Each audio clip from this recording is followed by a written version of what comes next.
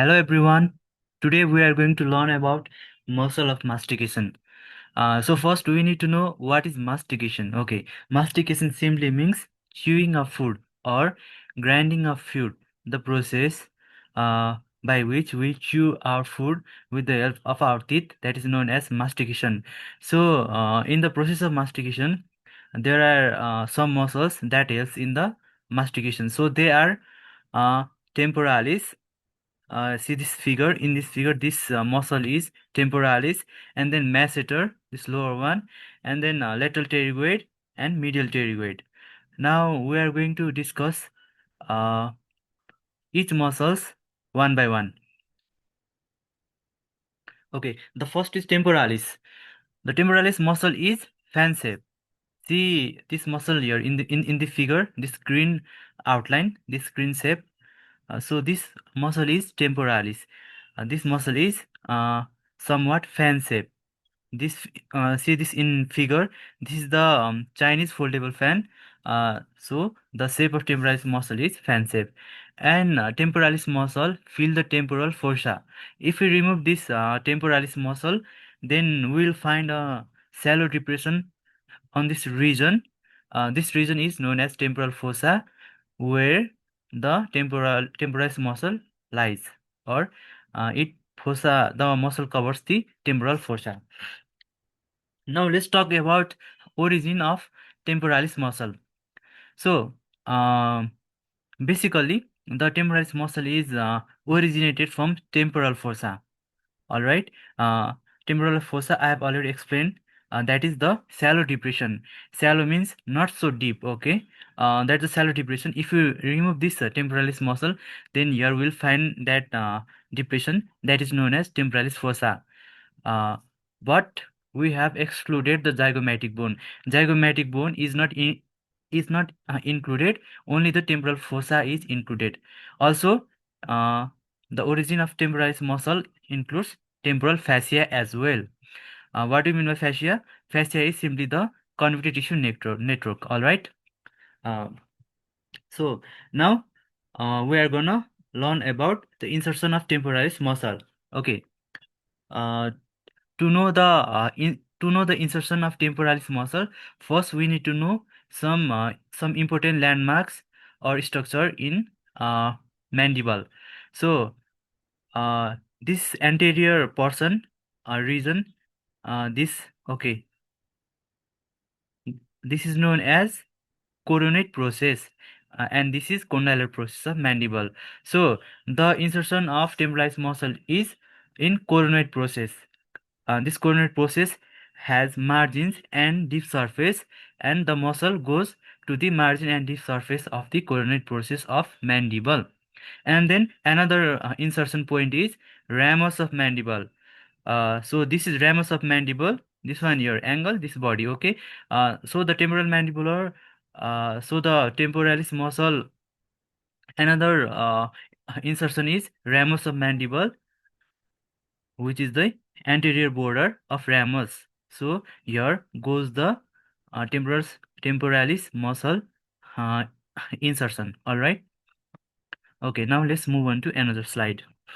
So let's talk about the actions of temporalis muscle. Okay.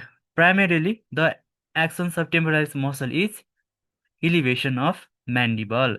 So elevation of mandible means to close the mandible. That means uh, see this figure. In this figure, the person has opened his mouth, but in next figure, a temporalis muscle helps in lifting of the chin. Okay, lifting of the mandible so as to close the mandible. So closing of mandible is known as elevation. All right, elevation means to lift something up so that it get closes. All right, and then another action is side to side grinding movement. That means lateral excursion. It helps in chewing food. All right, this is simple. And another prominent function is retraction of protruded mandible. Retraction means to move something backward. Protrusion means to move something forward. All right. So see this figure here. In this figure, the person chin is protracted. So, and in this figure, temporalis muscle has helped to help in retraction of the chin. Okay, chin means simply the mandible and most prominent part. So now let's talk about the nerve supply. So this is a temporalis muscle. So it is supplied by two deep temporalis branches, or simply two deep temporal nerve or branches of anterior division of mandibular nerve. Most of our most of our muscle of mastication is supplied by trigeminal nerve. That is the B3. B3 means mandibular division. All right, trigeminal nerve supply mandibular division. So and in this case, two deep temporal branches of anterior division of mandibular nerve. Now let's talk about the masseter muscle. So see this here in the figure, this area where I am running my mouse pointer. So this is the masseter muscle. It is quadrilateral in shape because it has four sides, four vertices and four angle. All right, that means it is in quadrilateral shapes. It covers lateral surface of ramus of mandible mainly, as you can see here in the figure. So this is the lateral surface. It has covered almost major portion of the lateral surface of mandible. It has three layer: superficial layer, deep layer and middle layer. Superficial layer is outermost layer, middle layer is lies in center, and deep layer is the most innermost center. All right, let's see about its layers. Okay, in this figure we can see three different layers of masseter. First one is superficial layer. Okay, this green line denotation indicates the superficial layer, and then the middle layer, this one is in the it is sandwiched in between superficial layer and deep layer, this red line, and lastly this blue line is deep layer. All right, okay. Now let's talk about origin of masseter muscle. One thing we have to remember, and it is similar in all three layers, that is there is the origin that involves the zygomatic arch. Okay, zygomatic arch involvement in three layer is common. Okay, let's see this area, this region which is in which is like arch shape, right? Arch shape. So this is known as zygomatic arch. Like this shape is known as arc shape. Okay, so that's why. So this here denotes the zygomatic process of temporal bone, and this one denotes the temporal process of zygomatic bone, and below it, anterior to it, is the zygomatic process of maxilla. Okay, this region. And here we can see suture. Okay, this suture is zygomatico-temporal suture. So combining these three structures, it forms the overall zygomatic arch. So superficial layer, zygomatic arch involvement is there, but the involvement is anterior two-third of lower border of zygomatic arch. That means anterior two-third. Here anterior two-third, almost two-third. Okay, and plus adjoining zygomatic process of maxilla. Okay, this here reason. And then there is deep layer. Deep layer involvement is also zygomatic arch, but deep surface. Okay, the surface that is deep. And then there is middle layer. Middle layer origin is zygomatic arch. So zygomatic arch uh, involvement, but the posterior one third of lower border of zygomatic arch is involved. Okay, two third has been already involved by the superficial layer, so remaining one third but posterior side of zygomatic arch lower border is involved in middle layer. Okay, we have to remember, mostly we have to remember there is involvement in zygomatic arch, and in superficial layer that's anterior two-third of lower border, and deep layer is the deep surface. That's simple to remember. And then in middle layer it is posterior one third of lower border. Okay, one thing is common, lower border here, and middle layer also there is common lower border. Okay, just anterior two-third and posterior one third is somewhat different, but it's easy to remember. Now let's see this image. Okay, here there is involvement of zygomatic process of maxilla and anterior two-third of lower border of zygomatic arch, and then here it's terminated or inserted into the angle, and ramus of mandible lateral surface. Now let's talk about the insertion. That is, the superficial layer of masseter is inserted into angle and ramus of mandible, that is on lower part, lower surface. Okay, lower part, lower surface, and the middle layer involvement is on ramus of mandible in central part. All right, middle layer has also ramus of mandible. That's the insertion. Deep layer has also ramus of mandible. One thing is common. All right, here, just like in origin, the common word is zygomatic arch, and in insertion, ramus of mandible is common. Middle layer, ramus of mandible central part or middle part. Deep layer, ramus of mandible rest part. Rest part means remaining part. All right. Now let's talk about the nerve supply. As I have already told you, the muscle of mastication is supplied by trigeminal nerve, mostly the B3 nerve, mandibular division. So the nerve the muscle name is masseter. So masseteric nerve supplies the masseter muscle. It is a branch of anterior division of mandibular nerve, that is the trigeminal nerve B3. Okay, now let's talk about the actions. Okay, first one is elevation of mandible. All right. So elevation of mandible, this is the action that is similar to temporalis muscle. Elevation means to lift something up. Lifting up means closing of mouth. All right. So protrusion of mandible, it helps in protrusion, mostly superficial fiber. Okay. In case of temporalis muscle, retrusion was the chief function, right? So in retrusion, posterior fiber was involved. But in case of masseter, protrusion is the common function or main function. So superficial fiber of the masseter is in protrusion of mandible. Protrusion means forward movement of chin or mandible. Also, deep fibers of masseter muscle also helps in retrusion, but this is not the primary action. Okay, just it aids or help in retrusion. Now, another muscle is lateral pterygoid muscle. Uh, Why pterygoid? Because there is involvement of lateral pterygoid plate, all right, of sphenoid bone. Now, this muscle is short. See this in figure. This green denoted upper and lower. Okay, that means there is two head, upper head and lower head. Okay, this upper head, this lower head, denoted by upper head and lower head. This later. Okay, as head and lower head. Now let's talk about the origin of lateral pterygoid muscle. Upper head and lower head. Upper head is originated from sphenoid bone. Yes, that is infratemporal surface and infratemporal crest of greater wing. And lower head is lateral pterygoid plate. It's simple. That's why lateral pterygoid muscle. Okay, see here in this figure. This upper region, right? It looks like summit, like crest of Himalaya, right?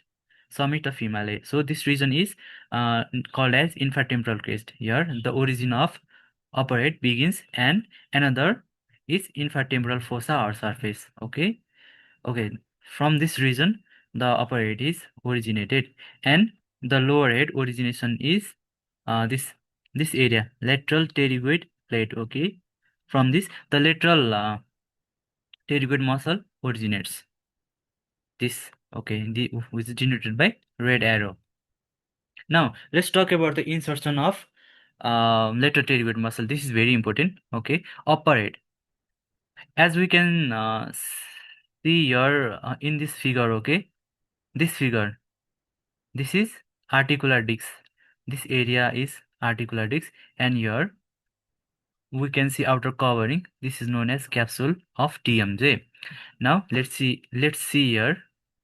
Okay, upper head is inserted into articular disc. That articular disc anterior margin. All right, and TMJ capsule. Okay, your this figure is clear. So this region, grace region is articular disc, and your outer there is capsule, TMJ capsule. So here the lateral pterygoid muscle upper head. Okay, this this one is upper head is inserted, and lower head is inserted to this is condyle, and in the condyle there is one depression. This one This is known as pterygoid phobia. So lower head is inserted into pterygoid phobia on the anterior surface of neck of mandibular condyle. This region, okay, anterior surface of neck of mandibular condyle. Is that clear? Okay. And the nerve supply is lateral pterygoid nerve, which is also again a branch of from anterior division of mandibular nerve or trapezius nerve. B3 division. B1 is ophthalmic division, B2 is maxillary division, and B3 is mandibular division. Now let's talk about the actions. So here, the action differ from masseter and temporalis in a way that it depresses the mandible. Depress means it opens the mouth. That means depression is the opposite of elevation. Elevation means closing, and depression means opening. Okay, opening, and it helps in protrude the mandible. Okay, protrusion of mandible is the major function of this muscle. Okay, lateral pterygoid, and it includes the grinding movement, that is turn chin to left side. Okay, this function. Now medial pterygoid, again this muscle is also quadrilateral in shape. All right, it has a small superficial and large deep head.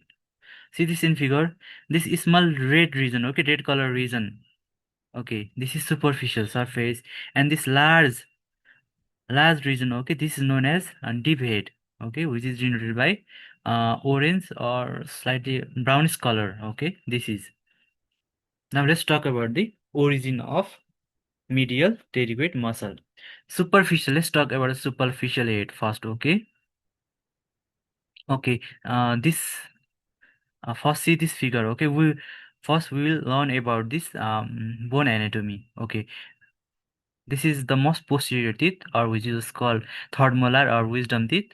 Uh, to its um to its adjoining side, there is one region that is known as maxillary tuberosity, this bony region, and along with its adjoining bone. All right, this region and its along its adjoining bone.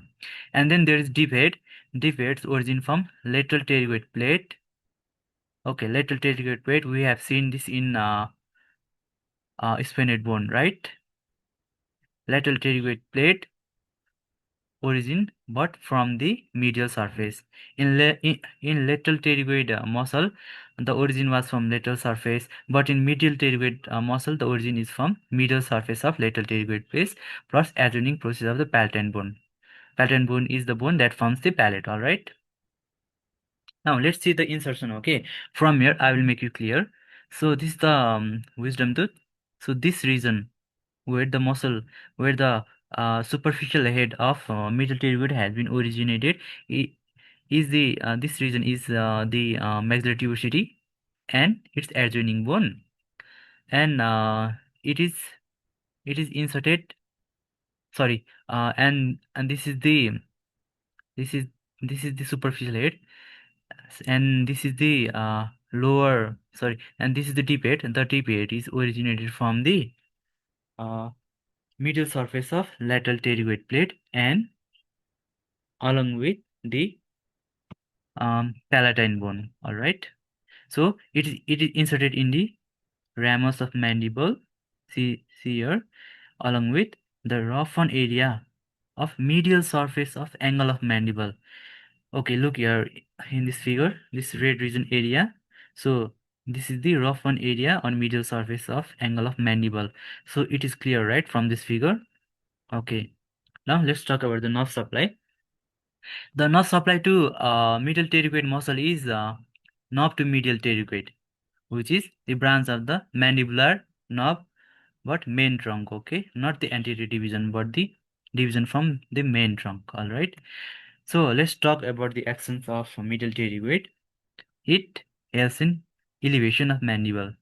That means closing of mandible, and protrudes mandible. That means protrude means uh, forward movement of mandible, and grinding movement, which is turn chin to left side. All right.